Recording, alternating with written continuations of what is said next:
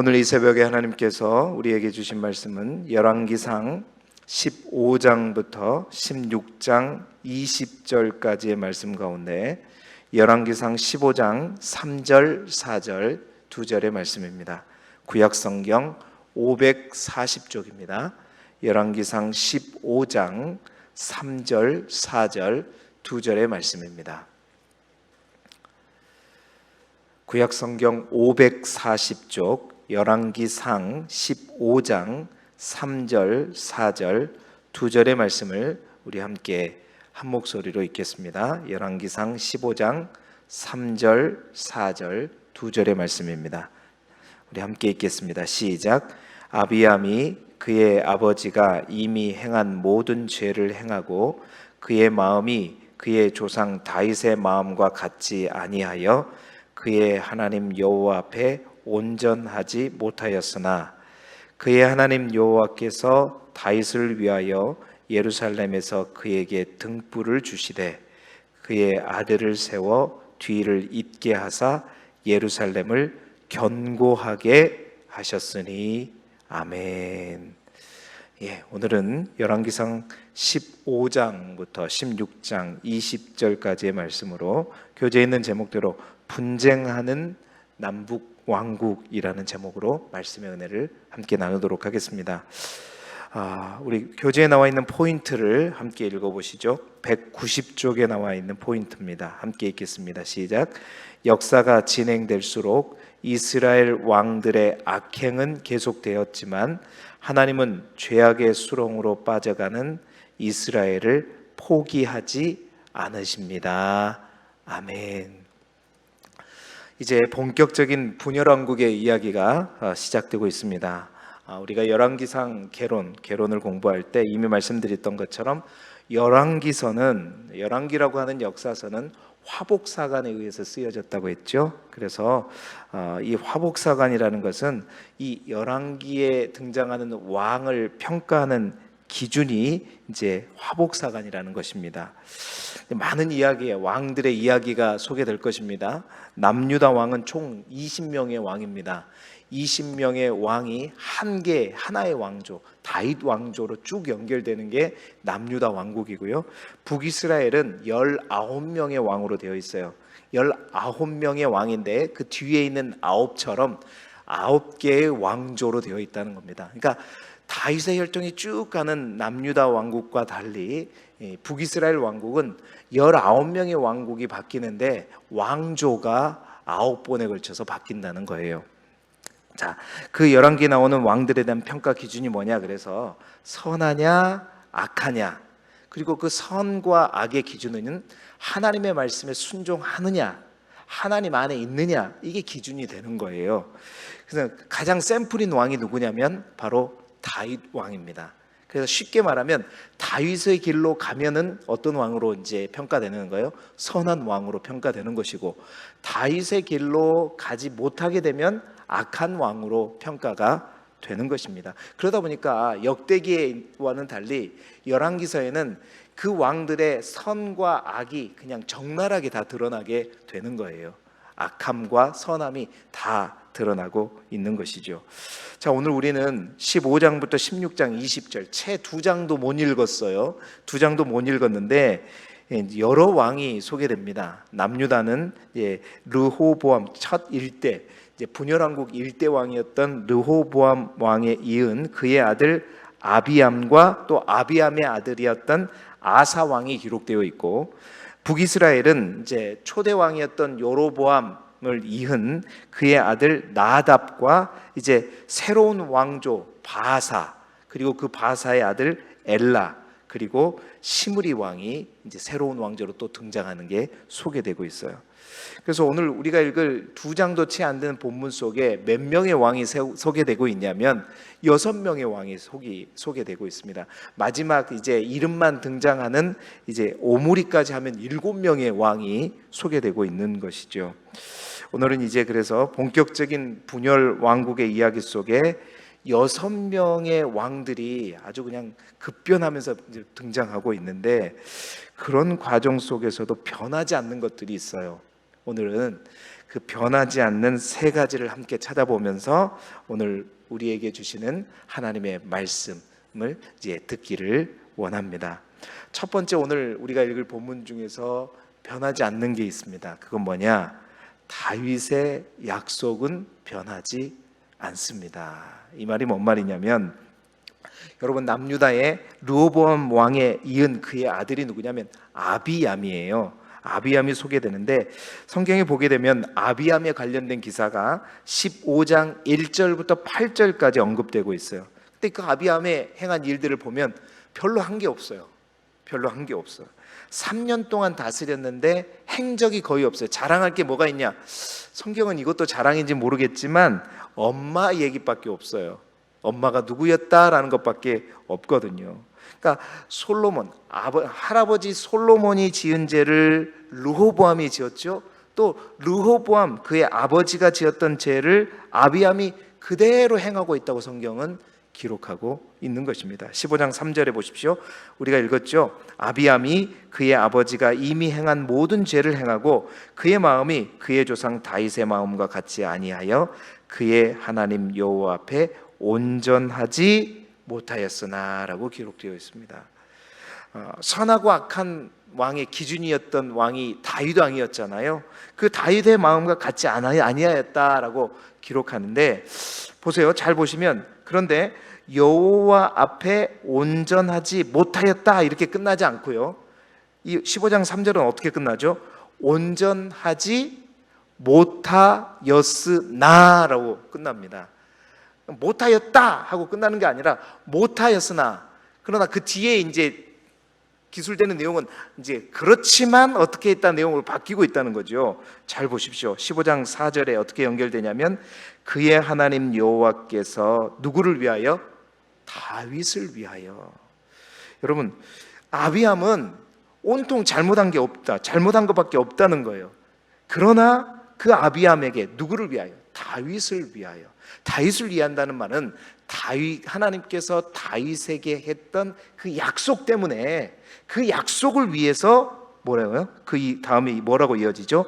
예루살렘에서 그에게 등불을 주셨다. 예루살렘에서 그에게 등불을 주시되 뭐라고 이야기합니까? 그의 아들을 세워 뒤를 잇게 하사 예루살렘을 견고하게 하셨다. 여러분 보세요. 3년 동안 한 일이라고는 죄 지은 일밖에 없어요.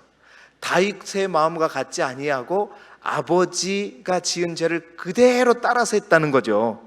그러니까 역대기 본문에도 보면 똑같이 이 아비암에 대한 기사를 보게 되면 북이스라엘과 싸운 일밖에 없어요. 그는 아무것도 하나님 보시기에 합당하고 좋은 일을 한 게 없습니다. 그런데 하나님은 그에게 뭘 주셨어요? 뭘 주셨어요? 등불을 주셨다. 등불을 주셨다. 여러분, 이것이 뭐냐? 바로 이것이 하나님의 은혜입니다. 아무것도 한 게 없어요. 아버지도 죄인이고 할아버지도 죄인이고, 할아버지부터 아마 봤을 거예요. 아비암은, 그렇죠? 죄 짓고 타락하고 성전에도 우상을 드리고 하는 그런 모습, 한당을 세우고, 그런 아버지의 모습, 할아버지의 모습만 보았던 그 아버지의 모습이 뭐였어요? 하나님 앞에, 여호와 하나님 앞에 온전하지 못하였다 그랬잖아요. 그런데요, 그의 아들이 다르다는 거예요. 14장 보시게 되면 하나님은 그 어둠 가운데 등불을 주셨는데, 그 등불로 주신 아들이 누구냐면 14장 11절에 보시게 되면 15장 11절에 보시게 되면 그 아들이 누구인가 보게 되면, 아사가 그의 조상 다윗과 같이 여호와 보시기에 정직하게 행했다. 여러분, 할아버지도 타락하고 아버지도 타락했어요. 근데 그 아들이요, 갑자기 어떤 아들이 나왔어요? 조상 다윗과 같이 여호와의 보기에 정직한 아들이 나온다는 겁니다. 그 아들 아사가 어떤 왕인가? 성경은요, 이 아사 왕이 남유다에서 처음으로 종교 개혁을 일으킨 왕으로 소개하고 있단 말입니다. 하나님 앞에 정직했던 왕, 아버지, 할아버지의 죄만 보고 자란 아들이 어떻게 하나님 앞에 선하게 살 수 있는가? 여호와 앞에 온전하지 않은 아버지 아래서 오늘 15장 13절에 보시게 되면 그러나 아사의 마음이 일평생 여호와 앞에 어떻게 했다? 온전했다라고 나와요. 어떻게 온전하지 않은 아버지, 할아버지를 바라보면서 온전한 왕이 나올 수 있느냐는 거죠. 세상의 이치로는 되지 않습니다. 그러나 하나님의 약속이 그 가운데 있으면 가능한 거예요. 이런 일이 가능한 거예요. 하나님이 말씀하시면, 하나님이 은혜를 베풀어 주시면, 하나님의 약속이, 다윗의 언약이 그 가운데 함께하면 이런 일이 일어날 수 있는 거예요. 할렐루야. 여러분, 꼭 우리와 같은 자녀를 낳을 수밖에 없는 것이 아니라는 겁니다. 우리는 아비암과 같을지라도 우리 안에서 하나님의 언약과 하나님의 약속이 함께하면 부족한 우리의, 죄인과도 같은 우리의 삶 속에서도 여러분, 하나님께서 우리에게 등불을 주실 수 있다는 거예요. 이게 하나님의 은혜입니다. 네. 그 등불을 주시면 아사와 같은 그러한 아들이 태어날 수 있다는 겁니다. 여러분, 아사가 종교개혁을 하는데 어느 정도였냐면, 이제 성경에 보면 그의 어머니 마아가라고 얘기하는데, 잘 보시면요, 아비암의 어머니도 마아가고요, 또 이 아사의 어머니도 마아가예요. 이제 성경에 보면 히브리어에는 이 할머니라는 단어가 따로 없습니다. 그래서 이제 똑같이 어머니라는 히브리어를 쓰는데, 이제 그 맥락을 보고 할머니, 이스라엘 사람들은 할머니를 뜻하는구나, 어머니를 뜻하는구나 이래 알아먹는데, 아마 우리 성경은 번역을 아마 잘못한 것 같기도 하고요. 어쨌든 간에 어머니가 되었던 할머니가 되었던 이제 우상을 섬기니까 어떻게 했어요? 태우의 자리에서 폐위를 시켜버려요. 여러분, 이런 왕이 아비암에게서 났다는 겁니다.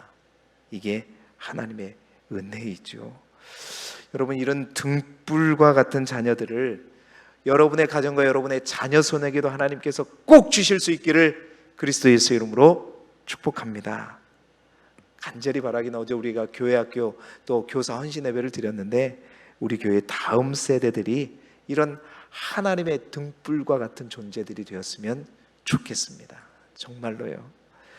여러분, 나라를 보게 되면 막 남북으로 갈려 있죠, 동서로 갈려 있죠. 정말로 어떻게 보면 정말 이 나라에 소망이 있는가? 결과로는 비전이 없어 보이지만 아무리 소망 없어 보일지라도 우리 하나님께서 언약하시고 하나님께서 긍휼을 베풀어 주시고 함께 하시면요, 이 나라에 소망이 있는 줄 믿습니다. 그것을 오늘 우리 말씀이 우리에게 보여주는 거예요. 그러니까 촛불이 세상을 살리는 것 같고 나라를 지키는 것 같았지만요, 그 촛불도 한계가 있고 그 촛불이 나라를 새롭게 할 수는 없는 것이죠. 뭐가 새롭게 하느냐? 하나님께서 켜주신 등불, 그 등불이 빛과 되고 소금이 되어질 때 나라는 든든히 서는 것인 줄 믿습니다. 하나님께서 정말 이 나라의 민족에게도 아비암과 같은 왕일지라도 어떻게 해요? 등불을 그에게 주셨던 것처럼 이 나라의 민족에게도 하나님의 등불을 켜줄 수 있기를 소망합니다. 그러면 소망이 있는 거예요. 그러면 회복되는 거예요. 그래서 누가 중요하냐? 우리가 중요합니다. 그래서 우리가 무엇을 붙들어야 되느냐? 세상 어떤 것을 붙드는 것이 아니라 하나님의 약속을 붙들어야 된다는 거죠. 하나님의 언약을 붙들어야 되는 거예요. 주의 말씀을 붙들어야 된다는 거예요. 그의 말씀을 붙들고 있을 때 하나님께서 그 언약대로 예루살렘을 견고하게 하시리라. 여러분의 가정이 견고해지기를 소망하고 이 나라의 민족에게도 하나님께서 등불을 켜주심으로 말미암아 견고해질 수 있기를 주님의 이름으로 축복합니다. 자, 두 번째, 오늘 우리가 읽을 말씀 속에서 변하지 않는 게 있어요. 그건 뭐냐? 왕조가 바뀌어도 여로보암의 길은 변함이 없습니다. 여로보암의 길은 변함이 없어요. 여로보암의 왕의 아들이 누구냐면 나답이죠. 나답 왕이 소개되는데 나답은 2년 동안 다스립니다. 그의 행적은 26절에 나와 있어요. 15장 26절에 뭐라고 기록되어 있죠? 그가 여호와 보시기에 악을 행하되 그의 아버지의 길로 행하였다. 그의 아버지가 누구예요? 여로보암이죠. 여로보암의 길로 행하였다는 것입니다. 여로보암이 어떤 길을 행하였는지는 우리가 어제 살펴보았잖아요. 예, 막 종교적인 명분을 가지고 이스라엘 백성들의 마음을 빼앗았는데 그게 예루살렘과 르호보암과 멀어지게 하는 것이 아니라 결국 하나님으로부터 멀어지게 했잖아요. 예, 저 북쪽 남쪽 끝에 금송아지를 세우고 일반 백성을 제사장으로 삼고, 예, 절기의 날짜를 저 유다와 비슷하게 맞춰가지고, 예, 하나님으로부터 멀어지게 만들어버리는. 그리고 보세요, 오늘, 예, 그러한 아들 나답이 아버지의 길로 행했다는 겁니다. 자, 그러한 하나님의 약속도 없고 본 것이 아버지의 그 모습밖에 없는 이 나답이 그냥 아버지의 길로 가는 것은 당연한 거죠. 예. 이게 약속이 있는 왕조와 약속이 없는 왕조의 차이인 겁니다. 그리고 이러한 이제 나답을 이어서 바사가 이제 구테타를 일으키죠. 모반에서 누구를 죽여요? 나답을 죽이고 이제 여로보암 왕조가 끝나고 바사가 왕이 되면서 새로운 왕조가 두 번째로 등장해요. 그 왕조가 바사 왕조죠. 그 바사 왕조의 이제 아들이 누구냐면 이제 엘라죠. 엘라인데 그 바사 왕조가 왕에 올려서 24년을 다스리는데요. 그에 대한 기록도 역시 마찬가지입니다. 15장 34절을 한번 보시죠. 뭐라 그래요? 바사가 여호와 보시기에 뭘 행하여? 악을 행하되 누구의 길로 행하였다? 여로보암의 길로 행하였다. 여러분, 이제 여로보암 왕조가 끝났어요. 구테타를 일으켜가지고 모반을 해가지고 새로운 왕조가 등장했습니다. 새로운 왕조가 등장했으면 뭐가 좀 달라질 줄 알았는데 어떻게 해요? 똑같이 여호와 앞에 악을 행하면서 누구의 길로? 여로보암의 길로 행하였다. 자, 그리고 그를 이어서 그의 아들 바하사의 아들 엘라가 왕위에 오릅니다. 엘라 또한 몇 년을 다스리냐면 2년을 다스려요. 근데 그 2년을 다스렸을 때 병거 절반을 통솔하는 지휘관이었던 시므리가 또 구테타를 일으키죠. 구테타를 또 모반을 해가지고 시므리가 엘라를 쳐 죽이게 됩니다. 그래서 시므리가 새로운 또 왕조가 되는 것이죠. 그런데 이렇게 시므리가 엘라를 쳐 죽인 이유가 성경에 뭐라고 기록되어 있냐면 바사의 모든 죄와 그의 아들 엘라의 죄뿐이다, 죄 때문이다 라고 기록하고 있어요. 그 말은 뭔 말이냐면 엘라 또한 아버지 바사의 길, 곧 여로보암의 길로 행하였다는 겁니다. 자, 그리고 그 다음에 이어진 시므리 왕조죠. 시므리가 모반해갖고 자칭 왕이 됩니다. 그런데 이스라엘 백성들이 시므리의 이 포악함을 보고 어떻게 시므리를 왕으로 세우는 것이 아니라 그때 당시에 이 군대의 지휘관이었던 오므리를 이스라엘 왕으로 세우게 됐죠. 그러다 보니까 그 소식을 들은 시므리가 어떻게 해요? 그 당시 수도였던 디르사에 가가지고 자살을 하는데 그냥 죽는 게 아니라 어떻게 해요? 왕궁을 다 태워버리고 죽어버려요.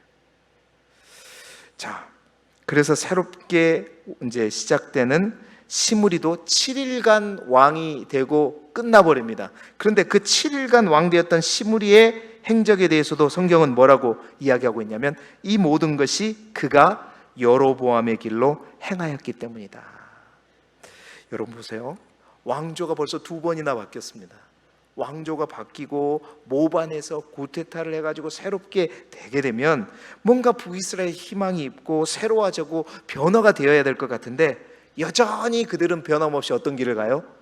여로보암의 길을 가는 것입니다.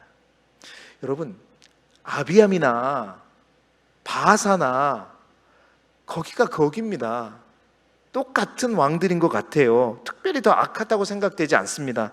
그러나 하나님의 언약을 떠나고 하나님의 언약 밖에 있으면, 다시 말해서 하나님에게 등을 돌리게 되면 모든 인간은 마찬가지예요. 우리도 마찬가지입니다. 우리도 여로보암처럼 하나님께 등을 돌리면 동일한 죄에 빠질 수밖에 없는 것이고, 그런데 문제는 뭐냐면 그 죄가 가만히 있지 않다는 거예요. 그 죄가요, 계속해서 해를 거듭할수록, 세대를 거듭할수록 어떻게 내가 죄가 자라나는 거예요. 갈수록 어떻게 해요? 더 잔인해지죠. 여로보암의 길을 왕은 왕조가 계속 바뀝니다. 그 말은 계속 모반한다는 거는 구테타를 이기면 포악해진다는 거예요. 죄가 더 갈수록 심해지고 포악해지는 거예요. 점점 하나님으로부터 멀어지게 되고 하나님과 원수가 되어버리고 하나님을 대적하게 되면서 또 하나님께서 심히 노하게 되고, 그래서 결국 그들이 다 파멸에 이르게 되는 거예요. 그 절정이 오늘 누구였냐? 바로 시므리였잖아요. 죽어버려 자살을 하는데 그 디리사를 완전히 불에 태워버리고 죽어버립니다. 덕분에 디리사에서 이제 오므리가 왕이 되면서 사마리아로 이제 수도를 옮기게 되면서 북이스라엘의 수도가 사마리아가 되는 거예요. 여러분, 그렇습니다. 중요한 게 뭐냐? 처음 한 걸음을 우리가 어떻게 디느냐가 중요한 거예요.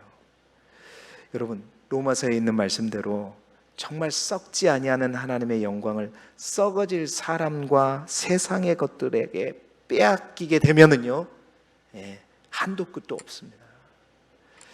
정말 우리가 하나님 앞에 정말 돌이켜야 된다면 늦었다고 생각되는 그때가 가장 빠른 때라고 얘기하지 않습니까? 반드시 돌이켜야 됩니다. 반드시 돌이켜야 된다. 정말 오늘 우리가 불렀던 그 찬송처럼 어서 주께로 돌아오는 그러한 우리 모두가 되기를 주님의 이름으로 축복합니다. 자, 세 번째로 변함이 없는 게 있어요. 그게 뭐냐? 하나님의 열심은 변함이 없습니다. 하나님의 열심은 변함이 없어요. 자, 그럼에도 불구하고 하나님의 은혜는, 열심은 변화가 없다는 겁니다. 여로보암 때부터 왕들의 이야기와 함께 그 역사 속에 들어와 있는 인물들이 있어요. 그게 누구냐면 역사서에 왕들의 이야기와 함께 들어와 있는 사람들의 이야기가 있습니다. 그게 누구냐면 바로 하나님의 뜻과 하나님의 경고를 전하는 누구죠? 선지자들의 이야기입니다.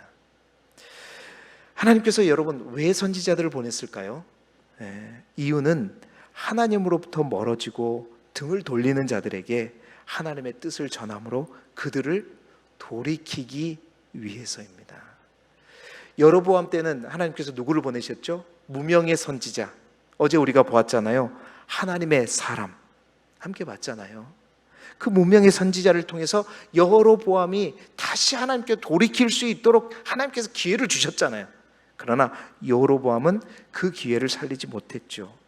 자, 여로보암 왕조를 이은 바하사 왕조, 이제 새로운 왕조가 들어섰어요. 그 하나님은 또 어떻게 해요? 그 바하사 왕조를 위해서 그 바하사 왕조가 여로보암의 길로 가게 되자 누구를 보냈다고 성경은 얘기하냐면 16장 1절을 보세요. 16장 1절 보면 하나님의 아들 예후를 통해 주의 말씀으로 바하사를 어떻게 했다? 꾸짖었다.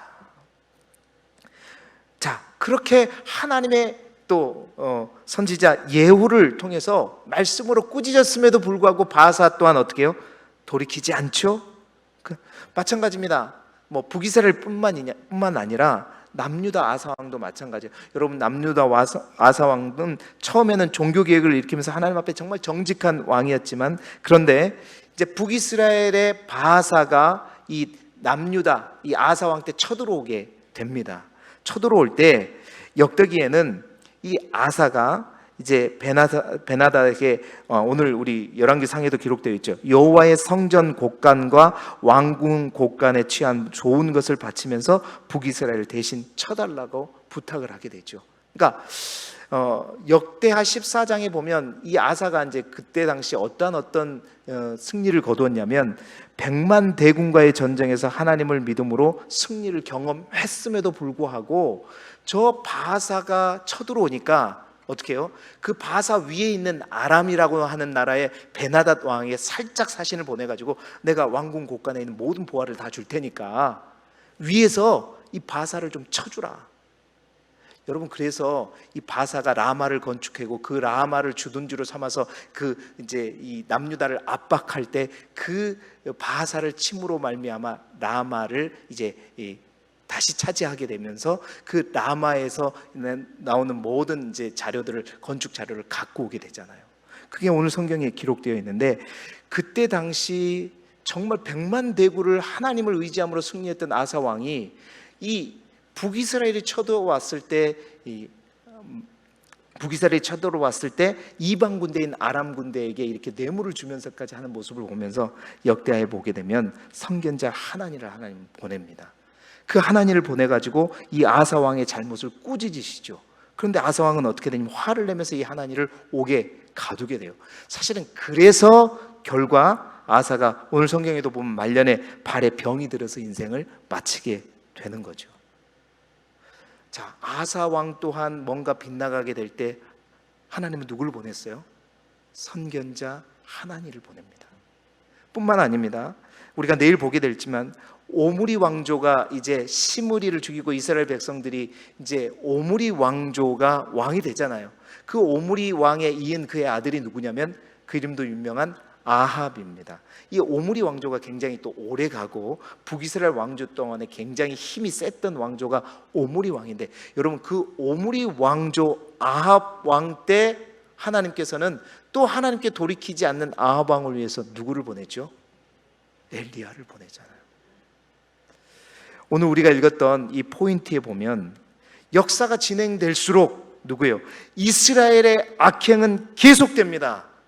그런데 하나님은 그 죄악의 수렁으로 빠져가는 이스라엘들을 어떻게 해요? 끝까지 포기해요? 포기하지 않아요? 포기하지 않아요. 그 증거가 누구예요? 바로 선지자를 보내는 거예요. 끊임없이 선지자를 보냄으로 말미암아 어떻게 해요? 어서 돌아오라, 어서 돌아오라, 어서 돌아오라. 하나님은 그들을 돌이키기 위해 열심을 멈추지 않는다. 하나님은 변함없이 열심이다. 사랑하는 성도 여러분, 오늘 이 아침에 우리는 그 하나님의 열심을 바라보면서 정말 우리가 도전받아야 될 줄 믿습니다.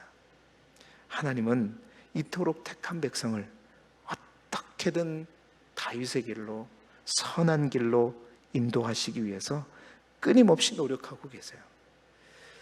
우리는 하루하루 어떤 모습으로, 어떤 선택을 하며 어떤 길로 가고 계십니까?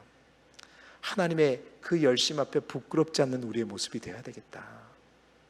하나님은 우리가 불렀던 찬양, 주 어찌 못 담당하고 못 받을 사람이 있겠는가?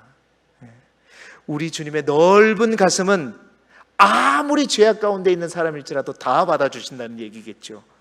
밤마다 문을 열어놓고 마음을 졸이시면서 나아간 자식이 돌아오기만을 밤새 기다리는 마음이 누구의 마음이다? 하나님 아버지의 마음이다.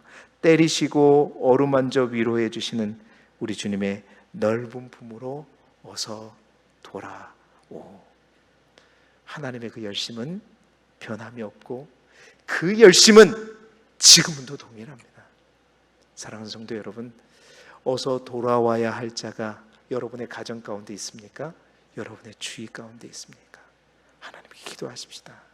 여전히 어쩌면 여러분이 바로 그 돌아야 할 그 사람을 하나님께로 돌이키는 하나님이 보내신 하나님의 선지자와 같은 사람이 된다는 것이죠.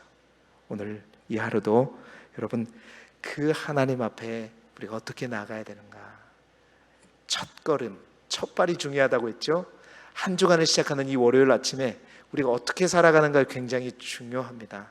여러분, 여로보암의 길이 아니라 다윗의 길로 하나님이 기뻐하시는 그 길을 선택함으로 말미암아 이 한 주간도 하나님의 기쁨이 되고, 하나님의 그 뜨거운 마음과 그 열정에 찬물을 끼얹는 사람이 아니라 그 하나님의 마음을 정말 시원케 하는 자, 그 모두가 바로 이 자리에 있는 여러분이 되시기를 그리스도 예수 이름으로 축복합니다. 기도드리겠습니다. 하나님 아버지,